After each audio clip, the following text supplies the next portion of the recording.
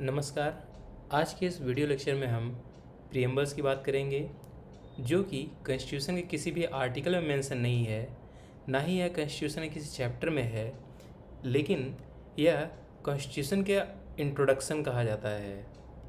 एक इंडेक्स की तरह कहा जाता है, जो कि कॉन्स्टिट्यूशन के पूरे समरी या इसके इसेंस को बताता है। प्रीएम्बल से रिलेटेड कुछ फैक्ट्स देखते हैं। तो यह बेस्ड है objective resolution of Jawaharlal Nehru का, जो कि इन्होंने 1946 में कॉन्स्टिट्यूएंट असेंबली के सामने प्रेजेंट किया था। 42nd कॉन्स्टिट्यूशनल अमेंडमेंट एक्ट के बाद प्रीएम्बल में 3 वर्ड्स को इंट्रोड्यूस किया गया, जो है सोशलिस्ट, सेकुलर एंड इंटेग्रिटी, जो फ्रेटर्निटी के साथ मेंशन्ड है। हमारा प्रीएम्बल बेसिकली 4 कंपोनेंट्स को मेंशन करता है। सबसे पहले आप देखें तो we the people of India give to our self this constitution.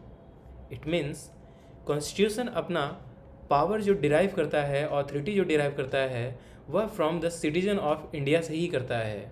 यहाँ पर लोग सुप्रीम हैं जिन्होंने कॉन्स्टिट्यूशन को बनाया है एंड खुद को कॉन्स्टिट्यूशन दिया है। सेकेंड पार्ट देखते हैं तो यह बताता है कि हम इंडिया को किस तरह का स्टेट बनाना चाहते हैं। तो it declares India to be a sovereign, socialist, secular, democratic and republican polity. इसको याद करने के लिए मैंने सो से डॉक्टर याद किया था। सोवेरेन, सोशलिस्ट, से secular, D democratic and republican polity. Third part कहता है कि हमारे कॉन्स्टिट्यूशन का बेसिक ऑब्जेक्टिव क्या होगा, एम क्या होगा। तो यह है जस्टिस, लिबर्टी, इक्वालिटी, फ्रेटर्निटी। इसे जस्ट लेफ्ट की तरह जस्ट लेफ्ट बोलकर भी याद कर सकते हैं। Just for justice, L liberty, E equality, F T fraternity. Justice की बात करें तो यह social, economical and political dimensions की बात करता है। लिबर्टी की बात करें तो सोचने की लिबर्टी, सोचने के बाद उसे एक्सप्रेस करने की लिबर्टी, और आपने अगर एक्सप्रेस किया है तो सामने वाला उस पर बिलीव करे, भरोसा करे उन बातों पे, इसलिए बिलीफ की लिबर्टी होनी चाहिए। वंस बिलीफ होगा तभी वह आपके बातों पे फेथ करेगा, एक्सप्रेशंस पे फेथ करेगा, इसलिए लिबर्टी ऑफ फेथ होना चाहिए। एंड वंस फेथ होगा तभी वह आपकी वर्शिप करेगा, पूजा करेगा, तो लिबर्टी ऑफ वर्शिप होगा। इक्वालिटी की बात करें तो स्टेटस एंड अपॉर्चुनिटी की इक्वालिटी। एंड फ्रेटर्निटी तो है dignity of individual and unity and integrity of nation की बात करता है। फोर्थ पार्ट देखते हैं तो यह कहता है कि this 26th day of November 1949 we adopt and enact this constitution. इसलिए दोस्तों 26 नवंबर को एवरी ईयर हम as a constitution day celebrate करते हैं। तो आइए अब प्रीएम्बल में मेंशन डिफरेंट वर्ड्स को एक्सप्लोर करते हैं। सोवरेन, सोवरेन का मतलब हुआ कि country is free to conduct its own affairs both internal and external. मतलब कि देश आज़ाद है कि वह अपने अंदर के सिस्टम को मेंटेन करने के लिए लॉज एंड पॉलिसीज बना सके, एंड साथ ही साथ फॉरेन कंट्रीज़ के साथ भी एक अच्छा रिलेशन मेंटेन करने के लिए खुद ही पॉलिसी बना सकता है। दोस्तों अगर हम कॉलोनियल हिस्ट्री की बात करें तो लॉर्ड वेलेस्ली ने सब्सिडरी अलायंस लाया था, जिसके तहत इंडियन रूलर्स को अलाउड नहीं था कि वह अपने नाइबर्स के साथ कोई भी डिस्प्यूट को सेटल कर सकें, किसी भी फॉरेन एक्सपर्ट्स को एम्प्लॉय कर सकें, या फिर किसी के साथ डिप्लोमेटिक रिलेशंस को मेंटेन कर पाएँ। यहाँ तक कि इंडियन रूलर्स के टेरिटरी में ही ब्रिटिश आर्मी स्टेशन होती थी। इट मीन्स कि इंटरनल अफेयर्स में भी ब्रिटिश का इंटरफेयर था। उसके अपोजिट अगर देखें दोस्तों तो आज की डेट में क्या है कि India can either acquire a foreign territory or cede a part of its territory in favour of a foreign state. मतलब अगर इंडिया चाहे तो किसी भी फॉरेन टेरिटरी को एक्वायर कर सकता है, या फिर अपने देश के ही पार्ट को किसी फॉरेन कंट्री को दे सकता है फॉर अ बेटर रिलेशनशिप। जैसे कि 100th कॉन्स्टिट्यूशनल अमेंडमेंट एक्ट आया था 2015 में, जिसमें कि इनक्लेव एक्सचेंज हुए थे इंडिया एंड बांग्लादेश में। दोस्तों इनक्लेव क्या होते हैं? तो पहले बांग्लादेश के बाउंड्री के अंदर ही छोटे छोटे टेरिटरीज थे जो कि इंडिया के थे। इससे प्रॉब्लम ये होता था कि सिटीजन्स तो यहाँ इंडिया के थे, लेकिन ये बांग्लादेश से लैंडलॉक्ड होने की वजह से किसी भी इंडियन पॉलिसीज़ का बेनिफिट इन्हें नहीं मिलता था। इसी तरह बांग्लादेश के कुछ टेरिटरीज जो कि ग्रीन कलर में दिख रहे हैं यहाँ पर, ये इंडिया के अंदर होते थे एंड सिटीजनशिप बांग्लादेश का था, बट बेनिफिट्स इन्हें इंडिया का नहीं मिल पाता था। इसके लिए दोनों कंट्रीज़ ने डिसाइड किया, दोनों सोवरेन कंट्रीज़ ने डिसाइड किया कि हम इस इनक्लेव्स का एक्सचेंज करते हैं। इट मीन्स जो इनक्लेव्स बांग्लादेश के अंदर है वो बांग्लादेश का पार्ट हो जाएगा, और जो बांग्लादेश का टेरिटरी है बट इंडिया में है वह इंडिया का पार्ट हो जाएगा। नेक्स्ट वर्ड है सोशलिस्ट। तो दोस्तों इसे 42nd कॉन्स्टिट्यूशनल अमेंडमेंट एक्ट 1977 में इंट्रोड्यूस किया गया। और सोशलिज्म दो तरह का होता है, democratic socialism and communist socialism. Communist socialism होता है जिसमें मीन्स ऑफ प्रोडक्शन, जैसे कि जितने भी इंडस्ट्रीज़ हो गए, फैक्ट्रीज हो गए, एंड मीन्स ऑफ डिस्ट्रीब्यूशन जैसे ट्रांसपोर्ट हो गया, ये सब कुछ गवर्नमेंट ओन्ड होता है, सब कुछ नेशनलाइज होता है। एंड यहाँ पर प्राइवेट प्रॉपर्टी नाम की चीज़ एग्जिस्ट नहीं करती है। जैसा कि पीपल्स रिपब्लिक ऑफ चाइना एक कम्युनिस्ट सोशलिज्म को एग्जाम्पल है। बट इसके अपोजिट में दोस्तों डेमोक्रेटिक सोशलिज्म होता है, जहाँ पर public sector and private sector दोनों साइड बाय साइड एग्जिस्ट करते हैं। जैसे कि इंडिया में देखें तो पब्लिक सेक्टर्स हो गए ONGC, oil and natural gas corporation, Indian oil, even steel authority of India limited. And corporate private sector देखें तो रिलायंस हो गया, टाटा स्टील हो गया। एंड इनका मेन एम होता है कि पॉवर्टी को ख़त्म करें, इग्नोरेंस को ख़त्म करें, disease and inequality of opportunity को ख़त्म करें। यह एक मिक्स्ड इकोनॉमी को प्रमोट करता है। नेक्स्ट वर्ड है दोस्तों सेकुलरिज्म। सेकुलरिज्म कहने का मतलब हुआ कि state does not own loyalty to any particular religion. हमारा देश किसी भी एक पार्टिकुलर रिलीजन के लिए लॉयल नहीं है, यह हर एक रिलीजन को इक्वल ट्रीटमेंट करता है।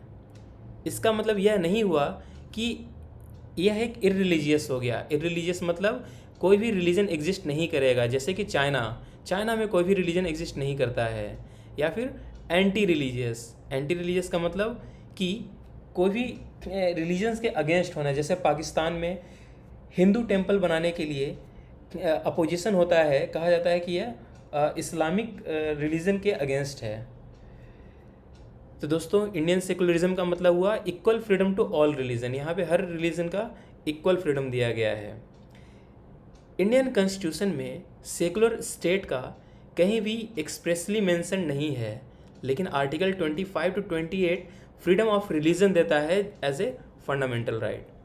दोस्तों इंडियन सेकुलरिज्म को कंपेयर करें तो वेस्टर्न सेकुलरिज्म से, तो वेस्टर्न सेकुलरिज्म का मतलब होता है non interference of state and religion in the functioning of each other. मतलब गवर्नमेंट के फंक्शनिंग में रिलीजन का कोई भी रोल नहीं होगा या गवर्नमेंट का कोई भी इंटरफेरेंस नहीं होगा रिलीजन में। बट यहाँ स्टेट सुप्रीम है। अगर मान लिया जाए कि religion is causing hindrance in the functioning of state, then state can curtail the rights of citizen regarding their religious choices. Next word है डेमोक्रेटिक। डेमोक्रेटिक का मतलब होता है possession of supreme power by the people. यहाँ पर common citizen ही सबसे powerful होते हैं। It is rule of people, by the people and for the people. Democracy दोस्तों दो तरह की होती है, direct and indirect. Direct democracy का मतलब हुआ कि people exercise their supreme power directly. यहाँ पर पीपल का डायरेक्ट इन्वॉल्वमेंट होता है इन एनी पॉलिसी मेकिंग। इसका पहला टाइप है रेफरेंडम, जहाँ पर अगर कोई लॉ प्रपोज्ड है तो उसे लोगों के सामने लाया जाता है और लोगों के डायरेक्ट वोट के द्वारा इसका सेटलमेंट होता है। दूसरा है इनिशिएटिव। इसमें लोग जो हैं common citizen of the country ये बिल को प्रपोज करते हैं एक लॉ के इनैक्टमेंट के लिए। ये लोगों द्वारा इनिशिएटिव होता है लॉ मेकिंग में। थर्ड हो गया रिकॉल। इसमें voters can remove a representative or an officer before the expiry of his term when he fails to discharge his duties properly. इसका मतलब कि नॉर्मल सिटीजन जो हैं वह किसी भी रिप्रेजेंटेटिव को जिनको उन्होंने ऑफिस में बैठाया है उसे because of failure of his duty उसे रिमूव भी कर सकते हैं। फोर्थ हो गया plebiscite. It is a method of obtaining the opinion of people on any issue of public importance. इसमें दोस्तों अगर कोई इम्पोर्टेंट इशूज़ आता है, जैसे एग्जांपल के लिए आज किसी एक कंट्री को दूसरे कंट्री से लड़ाई करना है, तो इसके लिए यह कंट्री अपने सिटीजन्स के सामने ओपिनियन मांगती है कि कंट्री को क्या करना चाहिए। दोस्तों यह जो हमने डायरेक्ट डेमोक्रेसी देखा है, यह सुटेबल है उन्हीं कंट्रीज़ के लिए जहाँ पर लोग पॉपुलेशन बहुत ही कम है एंड सबके पास बिल्स एंड ओपिनियंस को ले जाया जा सकता है। बट इंडिया एक बहुत ही बड़ी कंट्री है एंड इसलिए Indian constitution provides for representative parliamentary democracy, जहाँ पर लोग जो हैं वो अपने रिप्रेजेंटेटिव को चुनते हैं और वह रिप्रेजेंटेटिव पार्लियामेंट को रिस्पॉन्सिबल होता है for any action and policies. हमारा टूल्स होता है वह है इनडायरेक्ट डेमोक्रेसी का यूनिवर्सल एडल्ट फ्रेंचाइज।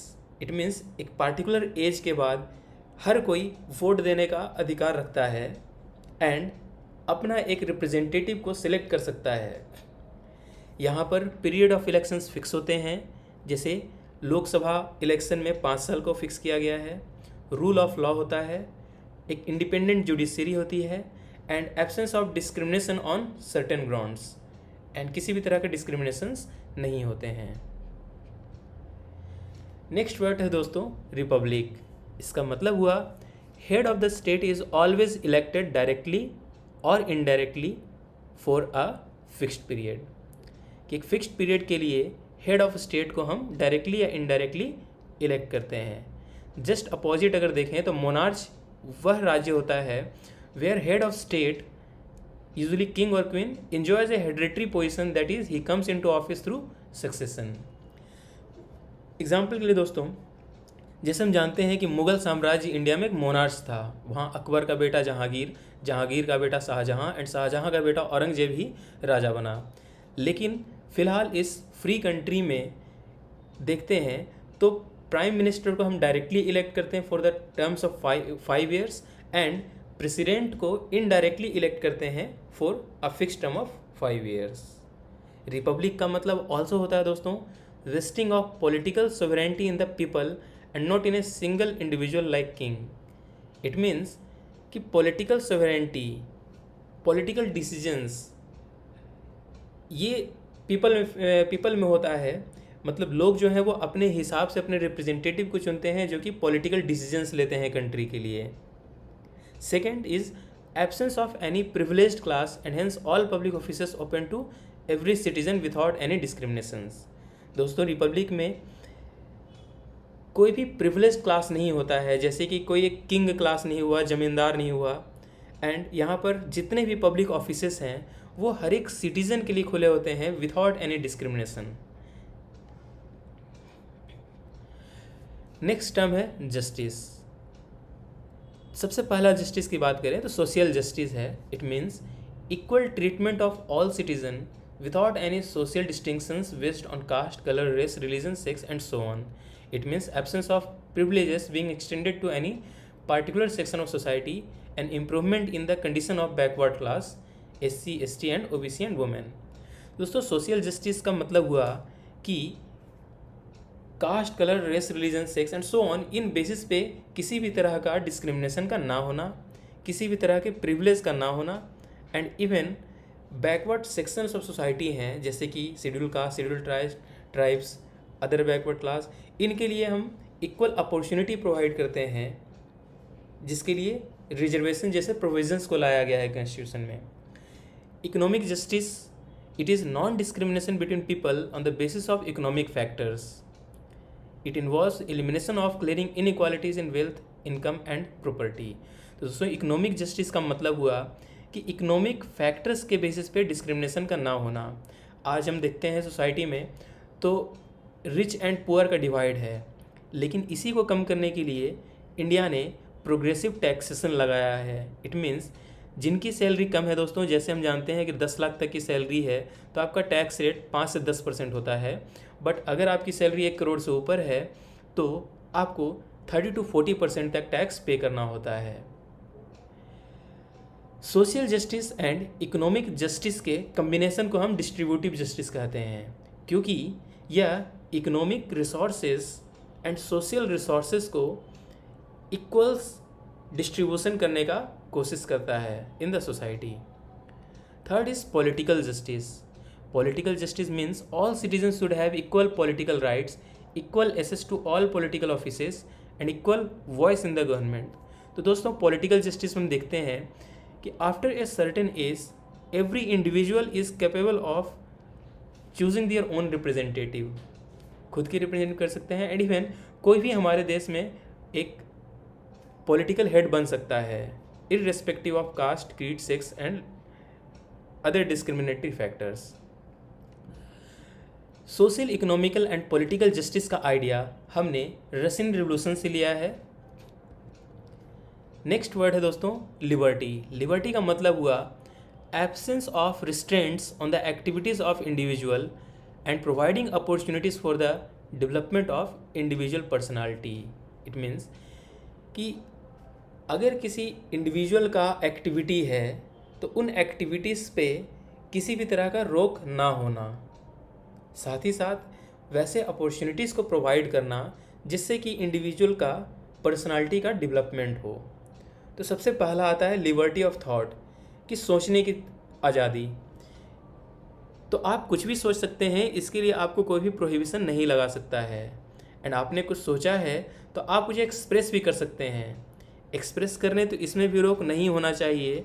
जैसे कि दोस्तों हम देखते हैं सेंसरशिप लगता है कहीं पे कि किसी तरह की चीज़ों का आप नहीं बोल सकते हैं, बट ये चीज़ नहीं होना चाहिए। फिर आता है लिबर्टी ऑफ बिलीफ, कि आप अगर कुछ एक्सप्रेस कर रहे हैं तो सामने वाला सुनेगा और सुनकर उस पर कुछ बिलीव कर सकता है, इसकी फ्रीडम होनी चाहिए। एंड वंस बिलीव हो गया तो वह एक फेथ रख सकता है, एक आइडियोलॉजी रख सकता है, उस पर भरोसा रख सकता है। एंड जब फेथ होगा तभी वर्शिप्स होगा, और इसी तरह से लिबर्टी ऑफ वर्शिप दिया गया है। Liberty of thought, expression, belief, faith and worship होने की वजह से क्या हुआ कि in the absence of any restraints लोगों ने फोर्सिबल कन्वर्सन शुरू कर दिए, अपने आइडियोलॉजी को, अपने फेथ को फोर्सफुली स्टेबलाइज करना शुरू कर दिए। लेकिन दोस्तों अगर हम ध्यान दें तो लिबर्टी का मतलब यह नहीं है, लाइसेंस नहीं है to do what one likes, कि जो चाहे वो करे। It has to be enjoyed within the limitations, उन लिमिटेशंस में इसको एंजॉय करना है ताकि किसी और की लिबर्टी का वायलेशन ना हो। सो हम ये कह सकते हैं कि लिबर्टी एक एब्सोल्यूट राइट नहीं है, जैसा कि हमारे प्रीएम्बल या फंडामेंटल राइट्स में कहा गया है, but it is a qualified means कि सर्टेन कंडीशंस को क्वालिफाई करने के बाद ही आप अपनी लिबर्टी को एक्सप्रेस कर सकते हैं, इंजॉय कर सकते हैं। इक्वालिटी की बात करते हैं तो इक्वालिटी का मतलब हुआ absence of special privilege to any section of society, provision of adequate opportunities for all individual without any discrimination in civic, political and economic spheres. Fundamental rights दोस्तों सिविक इक्वालिटी की बात करता है, जैसे equality before law, prohibition of discrimination on ground of religion, race, caste, sex और place of birth, equality of opportunity in matters of public employment in article 16, abolition of untouchability article 17 and evolution of titles in article 18। इसी तरह से constitutions के other provisions political equality की बात करते हैं। 325 कहता है कि हर किसी को वोट का अधिकार होना चाहिए और किसी भी डिस्क्रिमिनेटरी ग्राउंड्स के बेसिस पे उसका नाम इलेक्टोरल रोल से नहीं हटाया जा सकता है। आर्टिकल 326 कहता है कि लोकसभा एंड स्टेट असेंबलीज के जो इलेक्शन होंगे वो एडल्ट सफरेज पे होगा, means after a particular age जितने भी पॉपुलेशन है हर किसी को वोट देने का अधिकार होगा और अपना रिप्रेजेंटेटिव को लोकसभा में या स्टेट असेंबलीज में भेजने का अधिकार होगा। Directive principle of state policy दोस्तों आर्टिकल 39 में कहता है secure to man and women equal rights to an adequate means of livelihood and equal pay for equal work. तो इस तरह से ये इकोनॉमिक इक्वालिटी की बात करता है। नेक्स्ट है दोस्तों फ्रेटर्निटी।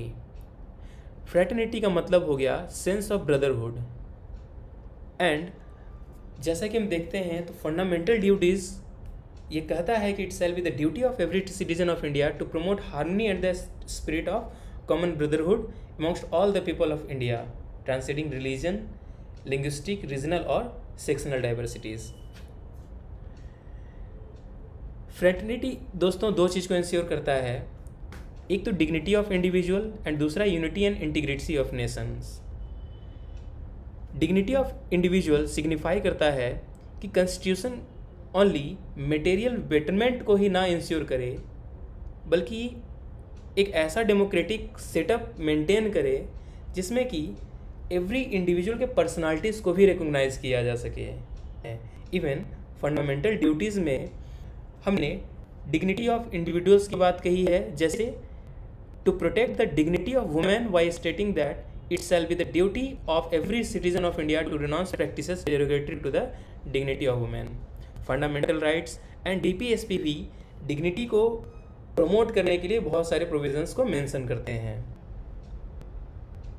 फ्रेटर्निटी का सेकंड पार्ट कहता है unity and integrity of nation.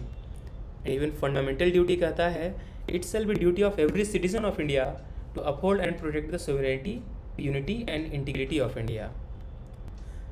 Unity and integrity of nation की बात करें तो यह एक साइकोलॉजिकल टर्म तो है ही। इट मीन्स कि एवरी सिटीजन को यह एस्पायर करना चाहिए कि देश की यूनिटी एंड इंटीग्रिटी मेंटेन रहे एंड इसमें उनका कंट्रीब्यूशन रहे। Second thing is territorial dimension, कि इंडिया एज ए बाउंड्री देखा जाए तो इसमें भी किसी भी स्टेट को अलाउ नहीं है कि वह इस कंट्री से अलग होने की बात करे। इवन आर्टिकल 1 कहता है India is a union of state where states have no right to secede from the union, implying the indestructible nature of the Indian Union. It means India is a indestructible union of destructible states. Means कि Indian union में जितने भी states हैं उनके boundaries को हम due to administrative कंपल्सन्स change कर सकते हैं। बाउंड्री को, एक स्टेट को हम डिस्ट्रक्ट कर सकते हैं, उस स्टेट को मल्टीपल स्टेट में बाइफरकेट कर सकते हैं, लेकिन स्टेट को हम कंट्री से बाहर नहीं कर सकते हैं। या कोई भी state on the basis of communal ground, religion ground, caste ground, language ground और एनी सेसेसरीज टेंडेंसीज कंट्री से बाहर होने की बात नहीं कर सकती है। एंड इस तरह से दोस्तों टेरिटोरियल कंसेप्ट्स में इंडिया का यूनिटी एंड इंटीग्रिटी मेंटेन होता है। आगे देखते हैं तो सुप्रीम कोर्ट का जजमेंट है कि preamble is a part of constitution. Second thing कि preamble is neither a source of power to legislature nor से prohibition upon the powers of legislature. मतलब कि हमारा प्रीएम्बल ना ही किसी पावर को डिफाइन करता है लॉ मेकिंग के लिए और ना ही लेजिस्लेचर जो कि हमारा पार्लियामेंट हो गया उसके लॉ मेकिंग पे कोई प्रोहिबिशन डालता है। यह ओनली बेसिक फिलॉसफी और फंडामेंटल वैल्यूज़ की बात करता है जिस पे कॉन्स्टिट्यूशन हमारा बेस्ड है और जिस पे हमारे पॉलिसीज़ इंक्लाइंड होने चाहिए। फर्दर दोस्तों preamble directive principle of state policy and fundamental duty की तरह नॉन जस्टिसिएबल है। नॉन जस्टिसिएबल का मतलब यह हुआ कि गवर्नमेंट अगर इनके नोवेल फीचर्स को अगर इम्प्लीमेंट नहीं कर पाती है तो इसके लिए हम गवर्नमेंट को कोर्ट ऑफ लॉ में इन्फोर्स नहीं कर सकते हैं। बिकॉज जो फंडामेंटल वैल्यूज़ की बात करता है प्रीएम्बल, उसे अचीव करने के लिए फिनेंशियल कैपेबिलिटीज़ होनी चाहिए। पर दोस्तों जैसा हम जानते हैं कि India is still a developing country जहाँ पर 30% से ज़्यादा पॉपुलेशन भी बिलो पॉवर्टी लाइन में है। तो इसलिए दोस्तों एक वेलफेयर स्टेट बनाने के लिए इन बेसिक फिलोसफीज को इम्प्लीमेंट करने के लिए हमारे गवर्नमेंट को टाइम चाहिए। जब यह हो पाएगा तब इन वैल्यूज़ को, इन प्रिंसिपल्स को एज ए राइट हमारी गवर्नमेंट देने का ट्राई करेगी। रिसेंटली सुप्रीम कोर्ट ने यह भी कहा है कि सिंस कॉन्स्टिट्यूशन का पार्ट है प्रीएम्बल, इसलिए प्रीएम्बल में भी हम अमेंडमेंट कर सकते हैं, लेकिन यह ध्यान रखें कि इसके बेसिक फीचर्स को हम अमेंड ना करें। जैसा कि दोस्तों 42nd कॉन्स्टिट्यूशनल अमेंडमेंट एक्ट 1976 में 3 वर्ड्स को इंट्रोड्यूस किया गया, लेकिन अमेंडमेंट उस लेवल तक ही पॉसिबल है जब तक कि इसके बेसिक फीचर्स हैं इक्वालिटी, फ्रेटर्निटी, जस्टिस, लिबर्टी, इनको हम डिस्टर्ब नहीं कर रहे हों।